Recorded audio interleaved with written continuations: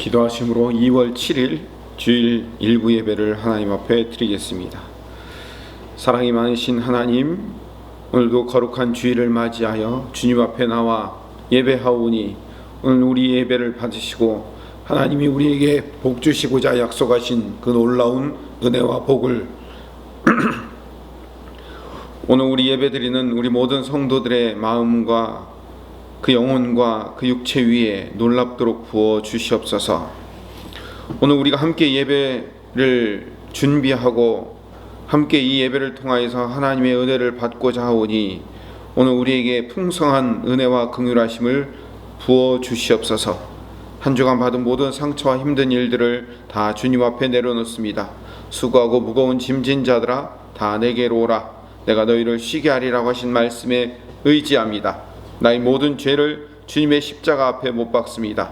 오늘 이 예배를 통하여서 모든 마음과 육체의 상처가 낫게 하시며 나의 모든 죄와 악을 회개하오니 용서하여 주시옵소서. 이제 예수님의 보혈의 공로만을 의지하여 은혜의 보좌 앞에 담대히 나아가오니 주님의 의로우심을 덧입혀 주시어 거룩한 성도로 하나님의 백성이며 자녀로 예배하게 하여 주시옵소서. 예수님 이름으로 기도드립니다. 아멘. 다 같이 사도신경으로 우리의 신앙을 고백하겠습니다. 나는 전능하신 아버지 하나님 천지의 창조주를 믿습니다. 나는 그의 유일하신 아들 우리 주 예수 그리스도를 믿습니다. 그는 성령으로 잉태되어 동정녀 마리아에게서 나시고 본디오 빌라도에게 고난을 받아 십자가에 못 박혀 죽으시고 장사된 지 사흘 만에 죽은 자 가운데서 다시 살아나셨으며 하늘에 오르시어 전능하신 아버지 하나님 우편에 앉아 계시다가 거기로부터 살아있는 자와 죽은 자를 심판하러 오십니다. 나는 성령을 믿으며 거룩한 공교회와 성도의 교제와 죄를 용서받는 것과 몸의 부활과 영생을 믿습니다. 아멘. 찬송가 214장 찬송드립니다.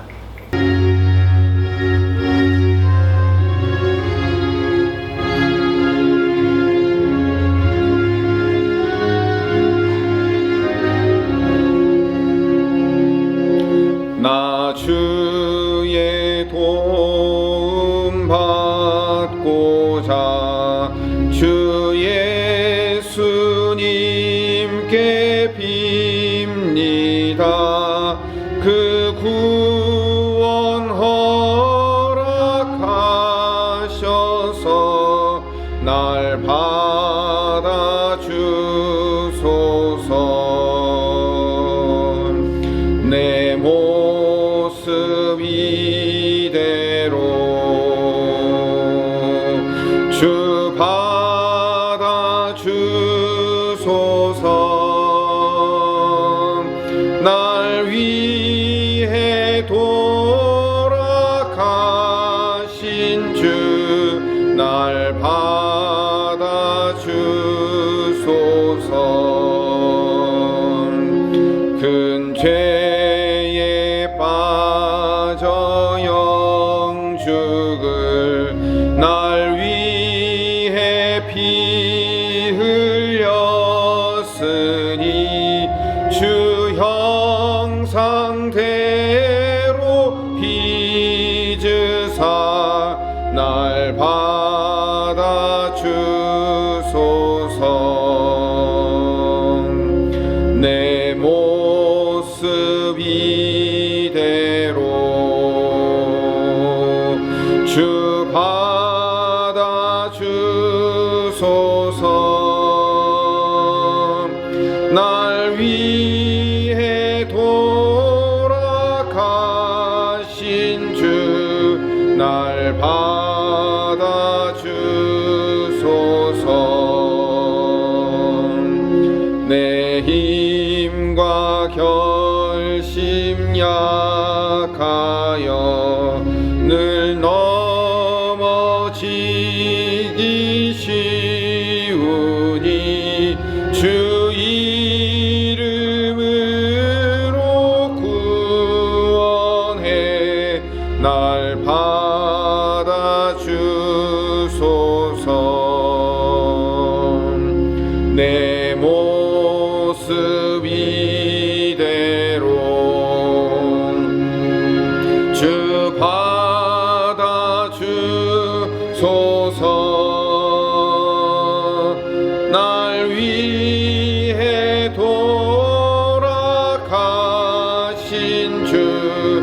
날 받아주소서.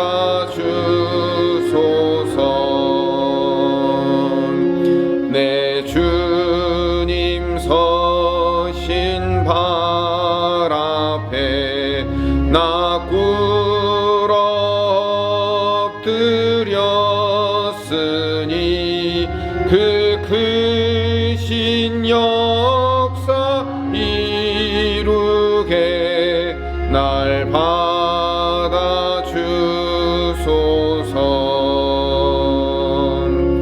내 모습 이대로 주 받아주소서.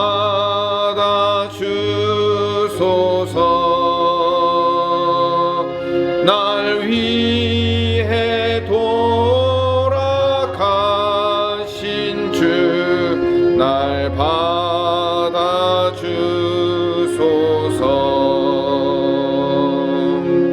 아멘.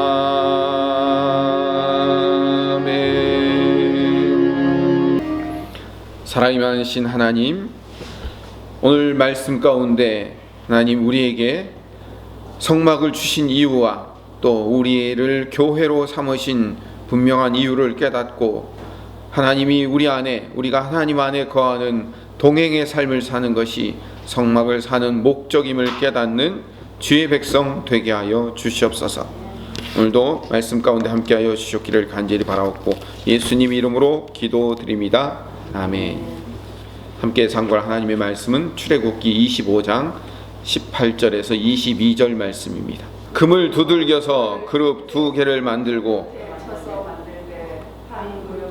끝에서 또 한 그룹은 저 끝에 곧 속죄소 그 끝에 속죄소와 한 덩이로 연결할지며 그룹들은 그 날개를 높이 펴서 그 날개로 속죄소를 덮으며 그 얼굴을 서로 대하여 속죄소를 향하게 하고 속죄소를 궤 위에 얹고 내가 내게 줄 증거판을 궤 속에 넣으라. 거기서 내가 너와 만나고 속죄소 위 곧 증거궤 위에 있는 두 그룹 사이에서 내가 이스라엘 자손을 위하여 내게 명령할 모든 일 내게 이르리라. 아멘. 지난주에 말씀드렸던 성막이 필요한 이유 첫 번째였고 오늘은 제목은 예수 안에서 만나다라고 정해놨지만 오늘도 마찬가지로 지난주에 이어서 성막이 필요한 이유 두 번째 시간을 이야기하도록 하겠습니다. 오늘과 지난주와 오늘 이 두 번에 걸쳐서만 이야기합니다. 다음 주는 주제가 달라지지만요. 오늘도 성막이 필요한 이유가 무엇인가에 대해서 말씀을 드리겠습니다. 이 성막의 의미가 굉장히 우리에게 중요합니다. 성막을 하나님이 왜 주셨는가가 중요한 의미예요. 이거를 구속사적으로 이해할 수 있어야 됩니다. 성막 또는 성전은 예수 그리스도의 구원 사역을 미리 예표하고 상징으로 만들어 놓은 것이 성막입니다. 한마디로 딱 줄여 얘기하면 성막은 예수 그리스도입니다. 성막은 예수다. 이렇게 우리가 머릿속에 집어넣으면 됩니다. 이 성막은 나중에 솔로몬 시대의 성전으로 바뀌죠. 그 성전이 제 기능을 못하기 때문에 신약에서 그 성전의 기능을 대신하러 오신 분이 누구냐면 예수님이셔요. 그래서 예수님께서 당신의 몸으로 성전을 완성하셨다고 말씀하고 있어요. 지난주에도 말씀드렸어요. 요한복음 2장 19절에서 21절에 예수께서 대답하여 이르시되 너희가 이 성전을 헐라 내가 사흘 동안에 일으키리라. 유대인들이 이르되 이 성전은 46년 동안 지었거늘 내가 3일 동안 일으키겠느냐 하더라. 그러나 예수는 성전된 자기 육체를 가리켜 말씀하신 거라. 자기 육체가 성전이신 거예요. 그러니까 예수님이 성전을 완성하신 거예요. 예수님이 곧 성전이고 성전은 예수님을 미리 예표해 놓은 거예요. 나중에 요한계시록 21장에 보면 21장 22절에 성 안에 내가 성전을 보지 못하였으니 이는 주 하나님 곧 전능하신 이와 및 어린 양이 그 성전이심이라. 그래가지고 새하늘과 새 땅이 우리에게 내려와요. 근데 그 성전 안에는 성전이 없어요. 그 예루살렘 성 안에는 성전이 없는 거예요. 이 성전이 왜 없을까라고 봤더니 하나님과 그 어린 양 예수님이 계시기 때문에 성전이 필요 없는 거예요. 그러니까 주 하나님 곧 전능하신 이와 그 어린 양이 성전이라. 예루살렘, 새 예루살렘 성 안에는 성전이 없고 그 안에는 하나님과 예수님, 성령님이 계시니까 성전이 필요 없는 거예요. 왜냐하면 예수님이 성전이시기 때문에, 그 성전이 주인이신 분이 거기 앉아 계신데 성전이 필요 없는 거죠. 여러분, 새 예루살렘 성이 우리에게 내려오자 그 안에 성전이 없고 그 안에 하나님이 계시다, 뭐 이 얘기를 하는데, 이 얘기를 한번 우리가 찾아서 읽어봅시다. 요한계시록 21장을 읽어봅시다. 9절 10절을 봅시다. 새 예루살렘 성이 우리에게 내려옵니다. 그 장면이에요. 계시록 21장 9절에서 10절 말씀 같이 읽어봅시다. 7 대접을 가지고 마지막 7 재앙을 담은 7 천사 중 하나가 나와서 내게 말하여 이르되, 이리 오라. 내가 신부 곧 어린 양의 아내를 내게 보이리라 하고 성령으로 나를 데리고 크고 높은 산으로 올라가 하나님께로부터 하늘에서 내려온 거룩한 성 예루살렘을 보이니. 천사가 사도 요한에게 뭘 보여준다고요? 어린 양의 아내를 보여주겠다는 거예요. 다시 말하면 이 어린 양의 아내를 또 뭐라고 부르냐면 주님의 신부라고 부르는 거예요. 여러분 눈치채셨겠지만 어린 양의 아내이며 우리 예수 그리스도 주님의 신부가 누구예요? 예, 맞습니다. 우리예요. 나예요. 우리란 말이에요. 우리가 그 신부인데 그 신부를 보여줄게. 그 신부가 얼마나 아름답게 단장되어 있는지를 보여줄게 라고 얘기하면서 10절에 뭘 보여준다고요? 성령으로 나를 데리고 성령으로 나를 데리고 크고 높은 산으로 올라가 하나님께로부터 하늘에서 내려오는 거룩한 성 새 예루살렘을 보여주신 거예요. 예루살렘 성이 어린 양의 아내예요. 신부예요. 그럼 여기 요한계시록 21장에 나오는 새 예루살렘 성은 누구를 가리키는 거예요? 우리를 가리키는 거예요. 우리가 그렇게 금은 보화로 아름답게 단장되었다는 것을 보여주는 거예요. 우리가 뭐예요? 주님의 성전이잖아요. 우리가 성전이라고요. 너희가 하나님의 성전인 것을 알지 못하느냐라고 사도 바울이 말한, 지난주에 말했던 대로 우리가 성전인데, 우리가 하늘에 가서는 새 예루살렘 성으로 우리가 준비되어 있는 거예요. 단장한 새 예루살렘 성. 21장 22절을 봅시다. 21장 22절. 아까 제가 읽어드린 거예요. 같이 읽읍시다. 성 안에서 내가 성전을 보지 못하였으니 이는 주 하나님 곧 전능하신 이와 및 어린 양이 그 성전이기 때문에, 그 새 예루살렘 성에는 신랑 되신 분이 거기 계신 거예요. 그 성 안에 신랑 되신 분이 계시면, 그러니까 신부라는 성 안에 신랑이신 예수님이 거기 계시더라는 거죠. 이게요, 이 요한계시록은요 환상적인 장면을 설명하는 거예요. 이 예수님의 신부를 소개한다고 새 예루살렘 성을 보여주는 거예요. 그 화려하고 아름다운 성은 성도들의 공동체인 교회를 얘기하는 거예요. 그 교회라는 교회라는 새 예루살렘 성 안에 누가 계신다고요? 예, 우리 주님과 아버지 성부 하나님이 계신데, 그분들이 뭐냐면 성전이신 분이 그 안에 계신 거예요. 보세요. 그런데 그분의 신부가 뭐라고요? 새 예루살렘 성이라고요. 여러분 혹시 메비우스의 띠라고 아세요? 처음과 시작이 어디인지 모르고 시작이 끝이고 끝이 시작이 된 메비우스의 띠와 같아요. 근데 이거를 미리 예수님께서 요한복음 14장 19절 20절에 성취하신 말씀이에요. 요한복음 14장 19절 20절 말씀을 제가 읽어보면, 조금 있으면 세상은 다시 나를 보지 못할 것이로되 너희는 나를 보리니 이는 내가 살아있고 너희도 살아있겠음이라. 그날에, 여기서 말하는 그날이 어딜까요? 주님 만나는 그날에는 내가 아버지 안에, 너희가 내 안에, 내가 너희 안에 있는 것을 너희가 알리라.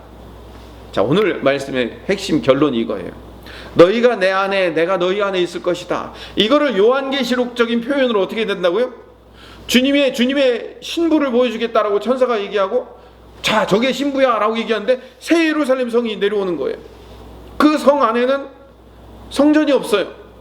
왜냐하면 그 안에 하나님이 계시기 때문에. 신부 안에 신랑이 있어요. 그리고 그 신랑의 신부됨이 교회예요. 공동체예요. 이게 바로 너희가 내 안에, 내가 너희 안에 거한다는 것의 요한계시록적인 완성을 보여주는 거라고요. 그러니까 하나님께서 이스라엘 백성들에게 성막을 주신 근본적인 목적은 예수님께서 완성하실 너희가 내 안에 내가 너희 안에 있는 그 하나님과 함께 하신 임마누엘의 상태를 완성하실 것을 미리 보여주는 거예요. 누구를 통해서? 성막에서는 이스라엘 백성을 통해서 완성하실 걸 보여주는 거예요. 이스라엘 백성들에게 성막을 주신 이유는 내가 너희 공동체 안에 함께 살겠다, 너희와 동행하겠다라는 것을 보여주기 위해서 성막을 만든 거라면, 이 성막의 완성이며 실체이신 예수님이 이 땅에 오신 이유는 왜? 이스라엘 백성들이 그 성막을, 성전을, 기능 역할을 감당하지 못했기 때문에. 그걸 완성하신 예수님께서 우리로 신부 삼아 우리에게 성전의 기능을 위임해 주심으로 말미암아 우리 안에 하나님이 거하고 하나님이 우리 안에 거하는 그 놀라운 하나님의 신비함을 경험하고 맛보게 하도록 만들기 위한 하나님의 계획이 창세전부터 준비되어 있었던 거예요.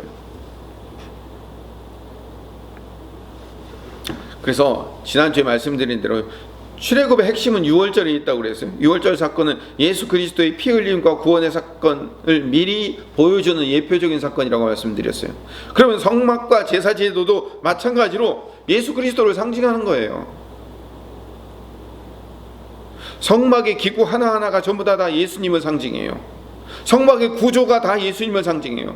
성막은 처음부터 끝까지 전부 다 예수 이야기만 들어가 있어요. 출애굽기 안에 성막과 제사장과 관련된 이야기가 13장이 들어가 있어요. 근데 출애굽에 관련된 이야기는 9장밖에 안 들어가 있어요. 분량만 가지고도 출애굽기는 애굽을 탈출하는 이야기에 초점이 맞춰져 있지 않고 출애굽한 백성들이 성막을 짓고 제사하는 일에 좀 더 관심을 갖고 있다는 것을 보여주는 거예요.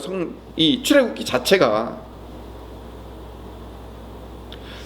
제가 13장에 걸친 이 긴 이야기를 아주 간단하게 줄여드릴게요. 성막은요 3부분으로 구분됩니다. 성전 뜰, 성전 앞마당이라고도 부르죠. 거기는 번제단이 있고 물두멍이 있어요.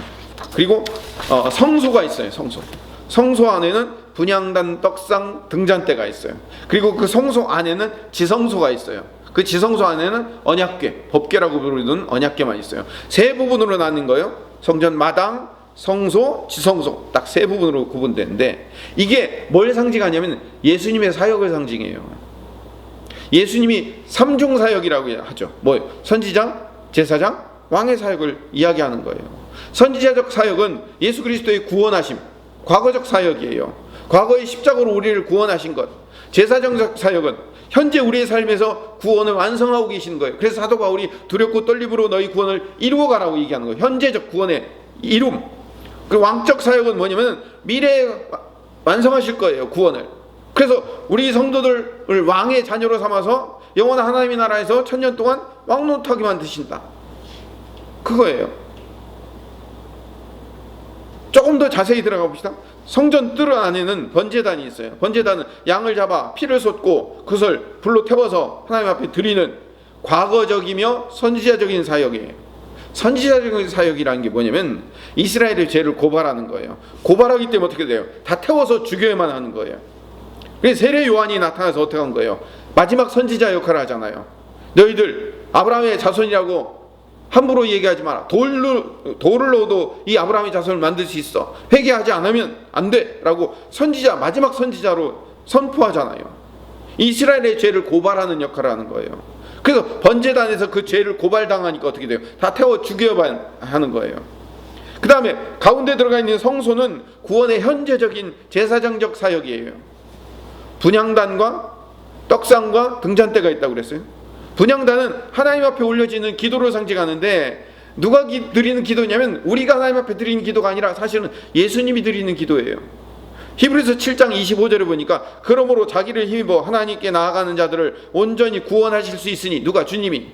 이는 그가 항상 살아계셔서 그들을 위하여 간구하심이라.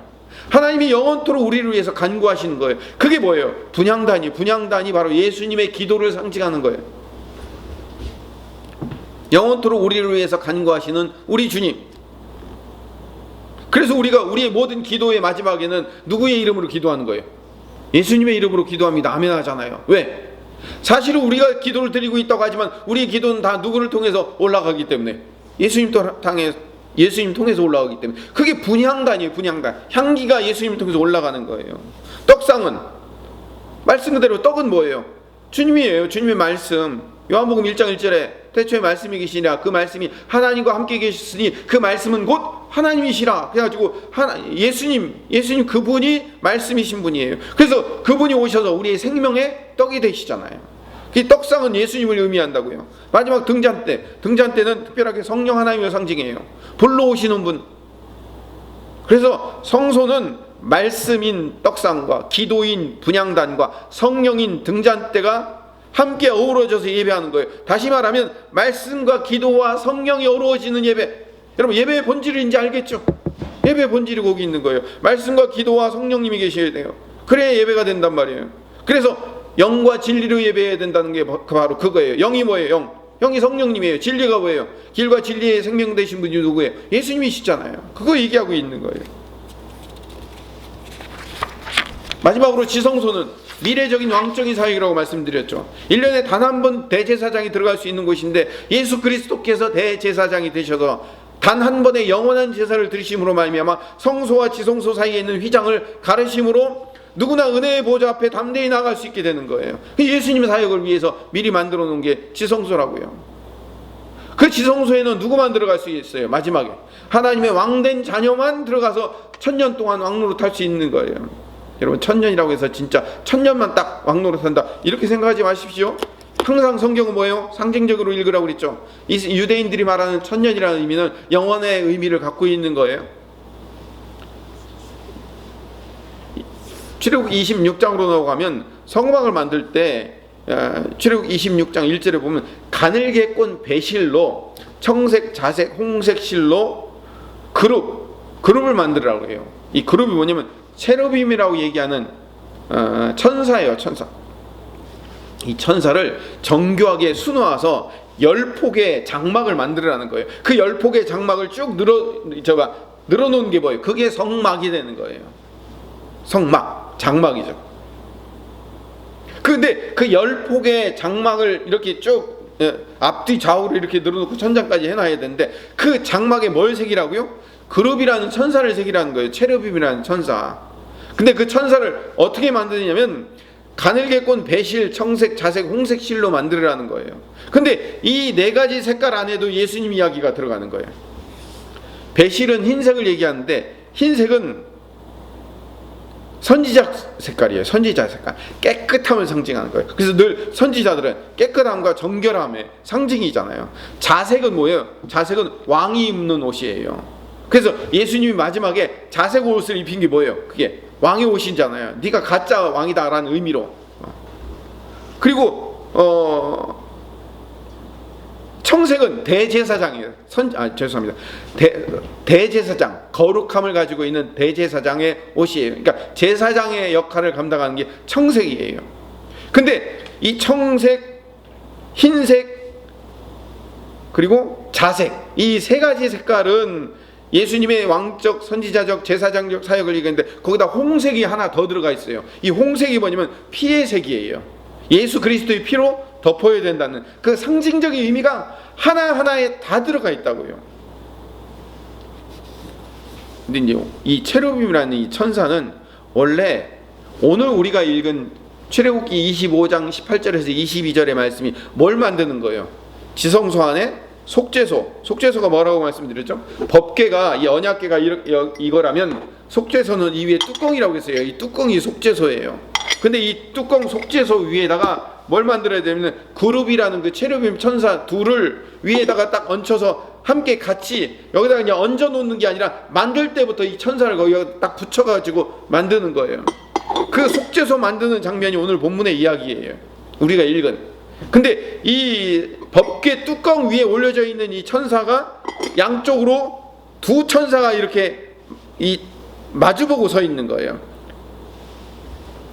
자, 그러면 아까 10폭에다가 각각 한 폭에 한 천사씩 4개의 실로 그 천사를 수놓으라고 그랬죠. 그러면 전부 다 합치면 10폭이니까 천사가 몇이에요? 10이잖아요. 그렇죠? 10폭에 각각 하나씩 새기니까 10의 천사가 있잖아요. 10명이라고 하기도 하고 10마리라고 할 수도 없는 거고요. 천사는 그냥 열이라고 합시다. 10 천사가 성막 전체에 쫙 두르게 돼 있어요. 근데 지성소 안에는 천사가 또 몇이 있다고요? 둘이 있잖아요. 둘. 이 뚜껑 위에 둘이 있잖아요. 그러면 10개의 천사에 둘러져 있고 이 장막에, 그리고 지성소에 2 천사가 있으면 전부 다 합쳐서 천사가 몇이에요? 12이잖아요. 이게 요한계시록에서 완성된다니까요. 요한계시록 21장 12절에 가보면 크고 높은 성곽이 있고 12문이 있는데 문에 12천사가 있고 그 문들 위에 이름을 썼으니 이스라엘 자손 12지파의 이름이라. 이스라엘 백성들이 천사들이 되는 거예요. 12천사가 된단 말이에요. 그러니까 나중에 이 12천사가 나중에 이 새 예루살렘 성에서 완성되더라는 거죠. 구속사적으로 읽으면 이렇게 맞을 수가 있는 거예요. 그래서 새 예루살렘 성의 성문에 12천사를 어디서 미리 예표하고 있다고요? 성막에서 미리 예표하고 있더라는 거죠. 사실은 이스라엘 백성들 안에 성전이 들어가 있는 거예요. 성막이라는 성전이. 그게 나중에 교회 공동체에서 완성이 된다는 것을 미리 예표하기 위해서 성막을 만들어 놓은 거예요. 결국 출애굽기에서 성막을 짓도록 명령하기 시작하면서 하나님은 우리 안에 들어오기를 원하신 거예요. 이스라엘 백성들 안에 들어오기를 원하신 거예요. 이스라엘 백성들 안에 계시기를 원하는 거예요. 이스라엘 백성도 함께 거하기를 원하는 거예요. 오늘 본문으로 다시 돌아가 봅시다. 출애굽기 25장 마지막 22절, 거기서 내가 너와 만나고, 이게 핵심이에요. 펜 있는 분은 거기서 밑줄 치시고요, 두껍게 밑줄 치시고 별표 해놓고 하셔야 돼요. 내가 거기서 만나려고, 너희와 함께 만나고, 그래서 속죄소 윗 곧 증거계 위에 있는 2 그룹 사이에서, 그 천사 둘 사이에서 만나겠다는 거예요. 내가 이스라엘 자손 위하여 내게 명령할 모든 일을 내게 거기서 이루겠다는 거예요. 거기서 이루겠다는 얘기는 뭐예요? 거기서 만나겠다는 거예요. 하나님은 이스라엘의 왕이 되셔서, 여러분, 명령하고 그 명령을 지키는 관계가 뭐예요? 왕과 백성의 관계잖아요. 그 왕과 백성의 관계를 거기서 진행하겠다는 거예요. 사사기에서도 이스라엘 백성들이 왕을 세우자고 얘기를 하니까 하나님이 반대했던 것도 뭐냐면 내가 왕이다 라는 것을 말씀하고 싶었던 거라고 얘기했잖아요. 그래서 하나님은 이스라엘 백성들의 왕이 되셔 명령하시고, 이스라엘 백성은 하나님의 명령에 따라 일하는 백성이 되기를 기대하셨던 거예요. 그래서 지난주에도 읽었잖아요. 출애굽기 6장 7절에 너희를 내 백성으로 삼고 나는 너희의 하나님이 되리니, 너희는 내 백성이 되고 나는 너희의 하나님이 되는 것. 이걸 신약적으로 표현하면 어떻게 된다고요? 너희는 내 안에 나는 너희 안에. 이게 성막을 주신 근본 목적이며, 예수님이 그 성막의 역할을 감당하지 못한 이스라엘을 대신하여 예수님이 오신 근본 이유인 거예요. 이스라엘 대신 교회 공동체를 세우고 성막 대신 예수님을 세워서 예수님이 내 안에 거하고 내가 예수님 안에 거하는, 그게 어떤 관계인지 어떤 존재인지를 내가 미래에 한번 보여줄게 하고 요한계시록에 새 예루살렘 성을 내어서 보여주는 것. 야, 이런 관계다, 이렇게 하는 거다 라는 것을 보여주는 거죠. 그게 교회와 예수님과의 관계인 거예요. 교회가 어디 있어요? 물론 우리 공동체가 교회예요. 그러나 이 안에도 교회, 여기 내가 교회란 말이에요. 내 안에 예수님이 거하시고, 예수님의 영이신 성령님이 거하시고, 성령님이 내 안에 거하시고, 내가 성령님 안에 거하는 이 놀라운 합일의 삶을 살기를 원하시는 거예요. 주님과 동행하기를 원하는 거예요. 이게 성막의 목적이라는 거예요. 우리를 세우신 목적, 우리를 구원하신 목적이기도 한 거예요.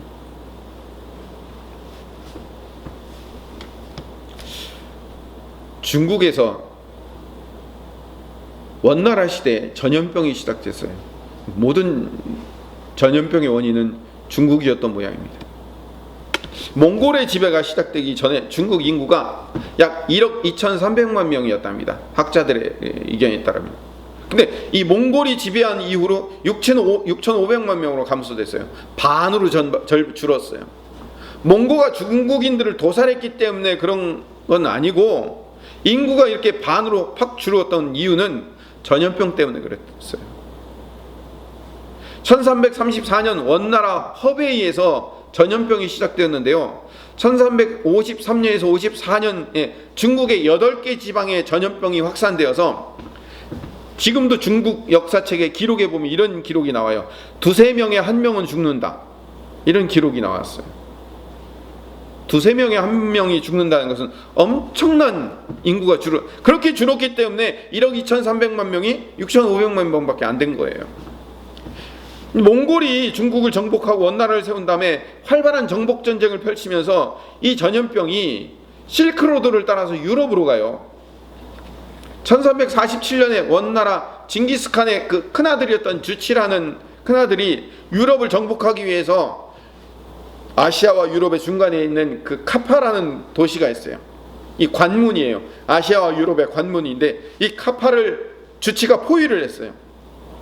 이 무역의 거점이었던 이 도시가 무너지질 않는 거예요. 왜냐하면 원래부터 많은 나라의 침공을 받았기 때문에 이 카파라는 성은요 굉장히 튼튼하게 지어지고 함부로 넘볼 수 없는 그런 천의 요새의 성이었어요.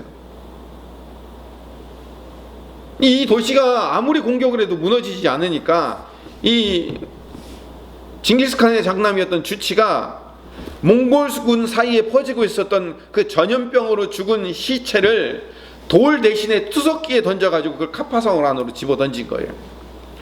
그래서 결국 카파성이 전염병으로 무너졌어요. 이 카파성으로 들어갈 수 없는 이 무역상인들이, 왜냐면 이게 아시아와 유럽의 이 중간 지대였기 때문에 얘가 무역이 활발했거든요. 근데 이 성이 무너지고 이 성에 전염병이 돌자 무역상인들이 그 카파성을 갈 수 없으니까 이탈리아의 관문인 제노바로 갔어요. 근데 이 제노바에도 같은 전염병이 퍼지기 시작하는 거예요.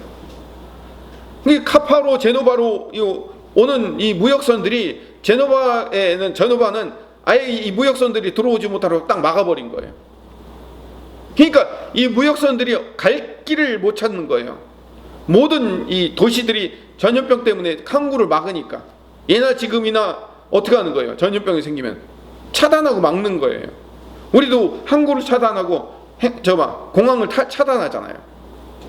그러니까 이 카파로 가야 될 제노바로 가야 될 이 무역선들이 가지를 못하니까 어디로 가냐면 프랑스의 마르세유라는 항구로 가는 거예요. 거기로 전부 다 모인 거예요. 근데 이 마르세유에 정박한 이 많은 무역선들 안에 쥐들이 있는데 이 쥐들이 다 육지로 탈출해 가지고 이 온 유럽으로 이 전염병을 확산하기 시작한 거예요. 그래서 유럽에서 이 전염병의 이름을 페스트라고도 불리우는 흑사병이 된 거예요. 그러니까 이 흑사병의 원인이 어디서부터 출발된 거예요? 중국에서 출발된 거예요. 허베이 성에서부터.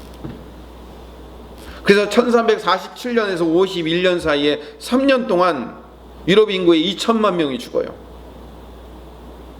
그리고 놀라운 것은요, 이 흑사병이 그렇게 3년만 하고 끝난 게 아니라 300년 동안 100여 차례 유행이 반복되면서 전 유럽 인구의 3분의 1이 넘는 2억 명을 죽이게 돼요. 유럽 인구가 그 당시에 2억 명이 안 되는데 어떻게 2억 명이 죽습니까? 300년 동안 계속 반복되면서 죽이고 하는 거예요.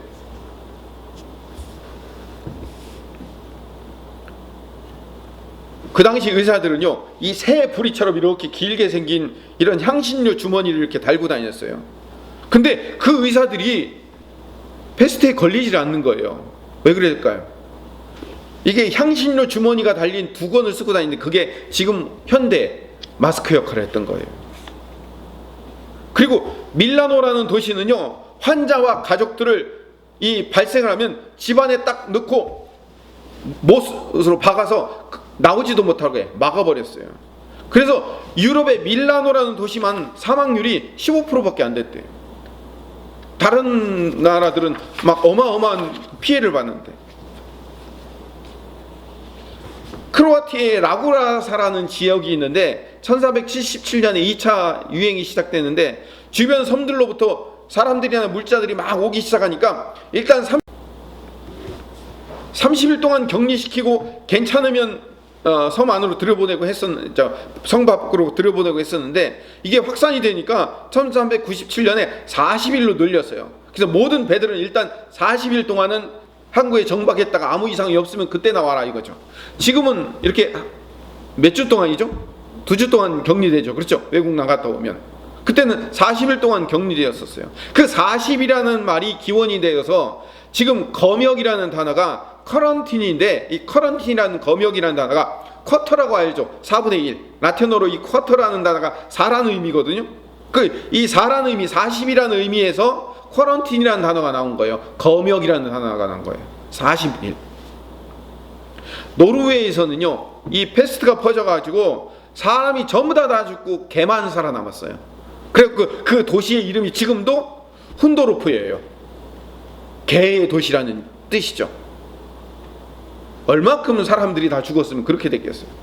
그리고 도시의 인구 중에 딱 모두가 다 죽고 13명만 살아남았어요. 그래서 지금도 그 유럽 도시 이름이 13이에요. 13이라는 도시예요. 이름 숫자 이름 13명 살아남았다고 해가지고. 그러니까 유럽 전체를 300년 동안 100여 차례에 걸쳐서 계속 재유행. 우리도 지금 코로나가 어떻게 돼요? 봄에 한 번, 여름에 한 번, 겨울에 한 번, 또 3, 4월 달에 4차 유행이 또 계획될 거라고 하죠. 있을 거라고 하죠. 이런 식으로 계속 3, 4개월에 한 번씩 진행되는 거예요. 그러니까 300년 동안 100여 차례가 진행됐으니까 거의 3, 4개월에 한 번씩 진행된 거죠. 코로나하고 거의 비슷해요. 도둑들이 먹고 살 일이 없으니까 도둑들이 많이 생겼는데, 이들이 어디 가서 훔쳤냐면 이 패스트 걸린 사람들이 죽거나 그 병자 환자들의 집에 몰래 들어가서 거기 안에 있는 음식물이나 이런 것들을 훔쳐갖고 나왔는데, 이 사람들이 걸리지 않은 거예요, 패스트에.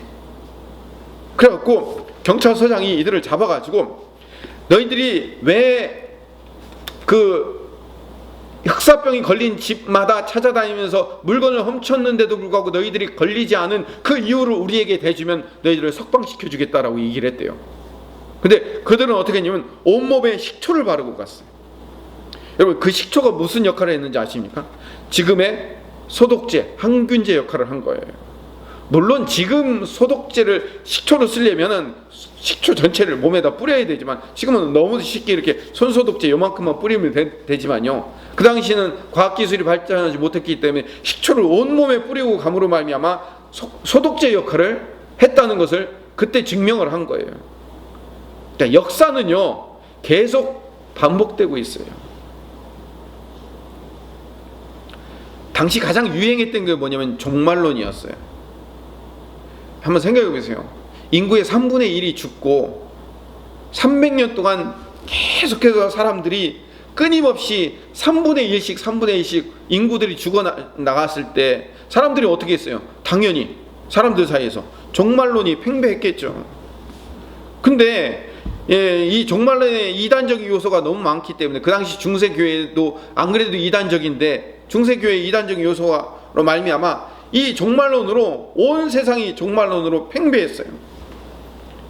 나중에 1700년대 노스트라다무스, 왜냐면 1700년대까지 이 패스트가 계속되었기 때문에, 그렇기 때문에 노스트라다무스라는 그 예언가가 나온 이유도 바로 이 흑사병의 영향으로 나온 거예요.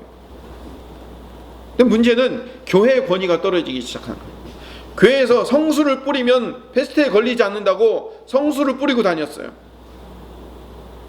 로마의 성년을 교황이 선포하고, 전염병을 피하기 위해서 이 성년이 선포된 이 로마로 들어오면 로마에서는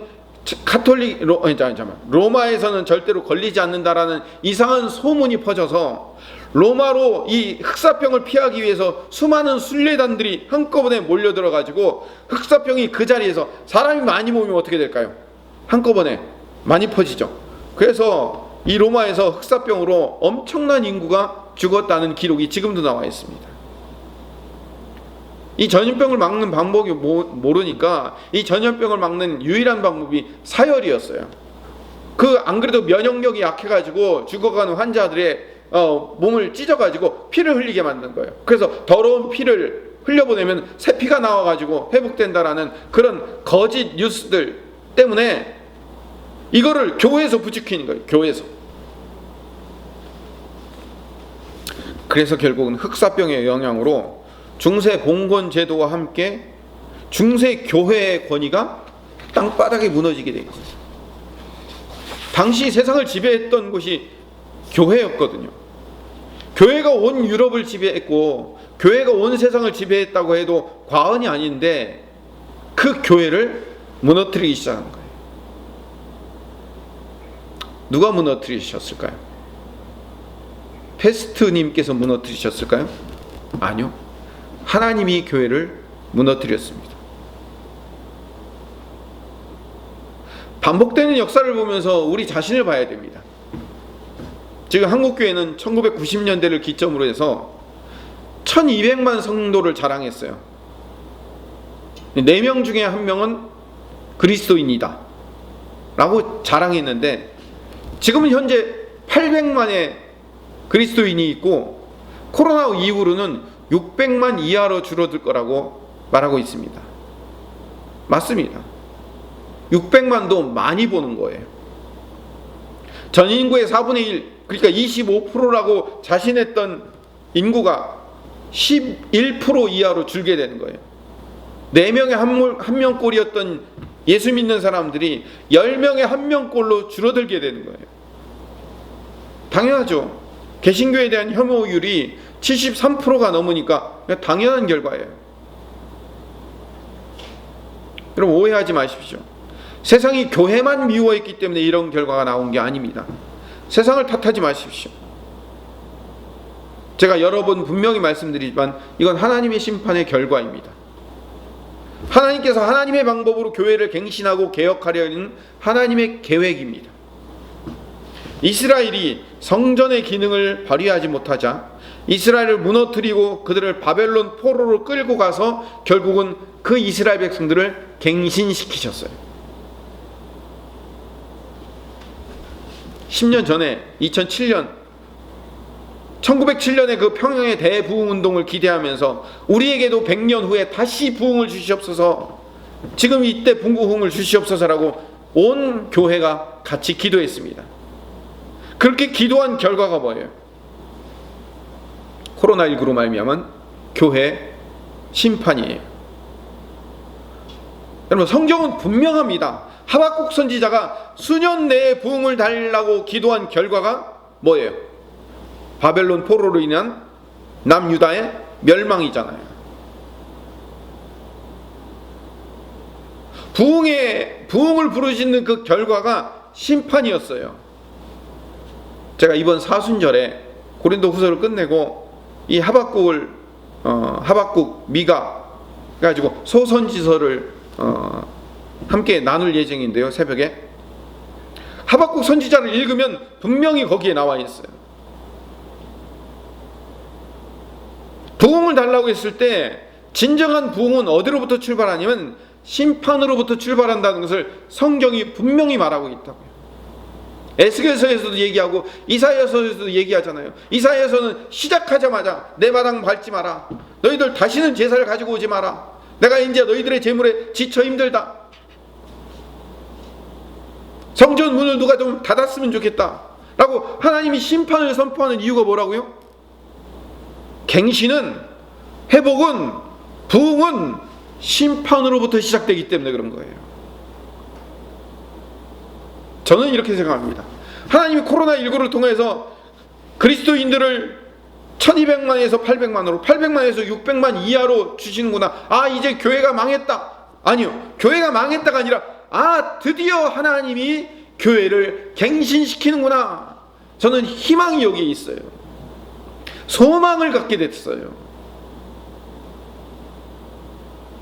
하나님은 중세 천년의 교회의 그 썩음을 무너뜨리기 위해서, 거기에 새로운 갱신과 회복을 주기 위해서 300년 동안 흑사평을 통해서 교회의 권위를 무너뜨리고 교회를 완전히 무너지고 종말론을 통해서 모든 것을 다 뒤집어 엎어놓은 다음에 갱신을 주시고 회복을 주셨잖아요. 그런 것처럼 우리에게도 그런 갱신과 회복을 주실 수 있다는 소망을 발견한 거예요. 여러분, 교회에 대한 진정한 회복을 기대할 수 있게 된 겁니다. 다시 원점으로 돌아와서 결론을 내리도록 하겠습니다. 하나님이 우리에게 성막을 주신 본래 뜻이 뭐라고요? 내가 너희 안에, 너희가 내 안에 거하기를 원하시는 하나님의 그 깊은 뜻이 이스라엘 백성들에게 담겨져 있다는 거예요. 우리도 마찬가지예요. 우리가 왜 갱신되어야 할까요? 우리가 왜 회복되고, 우리가 왜 치유되고, 우리가 왜 다시 제3의 종교개혁을 통하여서 이 심판이 지나고 새로운 부흥을 기대해야 될까요? 우리 본질로 돌아가야 되기 때문에. 너희가 내 안에, 내가 너희 안에 거하는 하나님이 우리에게 정말로 원하신 예수 그리스도를 통해서 완성하신 그 놀라운 임마누엘의 삶을 우리 안에서 새롭게 다시 경험하기를 원하시는 하나님의 계획이 이미 성막 안에 펼쳐져 있고, 요한계시록 안에 펼쳐져 있고, 역사 안에 펼쳐져 있다는 사실을 깨닫는 거예요. 그래서 우리가 이렇게 기도해야 됩니다. 한국교회를 살려주시옵소서. 이 한국교회 하면 거창하지 모르지만 내가 한국교회예요. 내가 바로 성막이며 내가 성전이라고요. 이 성전을 다시 회복시키고 살려주시옵소서라고 기도하시는 회복된 하나님의 성전, 회복을 기다리는 하나님의 성전들 되시기를 간절히 소망합니다. 기도하겠습니다. 사랑이 많으신 하나님, 우리가 하나님이 주시는 이 심판으로 말미암아 각성하고 회개하여 새롭게 회복되는, 그래서 제2의 종교개혁을 일으키고 새로운 성전으로서의 삶을 살고자 다짐하는 주의 백성들 되게 하여 주시옵소서. 예수님 이름으로 기도드립니다. 아멘. 215장 1절 다시 한번 찬송하시면서 준비하신 예물을 하나님 앞에 봉헌하도록 하겠습니다. 오늘 예배 가운데 거하셔서 우리 예배를 받으신 하나님, 이 시간 온 마음과 정성과 힘과 뜻을 다하여 예배하오니 우리 예배를 받으시고 창세로부터 준비하시고 약속하신 복과 은혜를 넘치도록 부어 주시옵소서. 우리에게 주신 것 중에 구별하여 정성껏 예물을 준비하여 드리오니, 또한 온라인으로 봉헌하여 드리오니 받으시고 향기로운 제물로 흠양하여 주시어 하늘의 신령한 상급, 땅의 기름진 복으로 넘치게 채워 주시옵소서. 육체의 질병이 있는 자들에게 하나님께서 치료의 광선을 발하여 주시어 주님의 권능의 오른손으로 친히 안수하여 주시어 속히 깨끗이 치유하시며 재발하지 않도록 막아주시고 지켜주시옵소서. 우리 자녀들을 위해서 기도합니다. 우리 자녀들의 일상과 비전을 주님 인도하여 주시어 원하는 학교, 적성에 맞는 직장, 비전에 맞는 사업, 하나님이 주시는 멋지고 아름다운 배우자와 결혼과 가정과 적절한 자녀들을 허락하시며 주님이 주인 되는 건강한 가정들 되게 하여 주시옵소서. 이번 설 명절 맞이하여 하나님 방역에 항상 힘쓰며 가족들과 함께 행복하고 즐거운 시간 될 수 있도록 주님 인도하여 주시옵소서.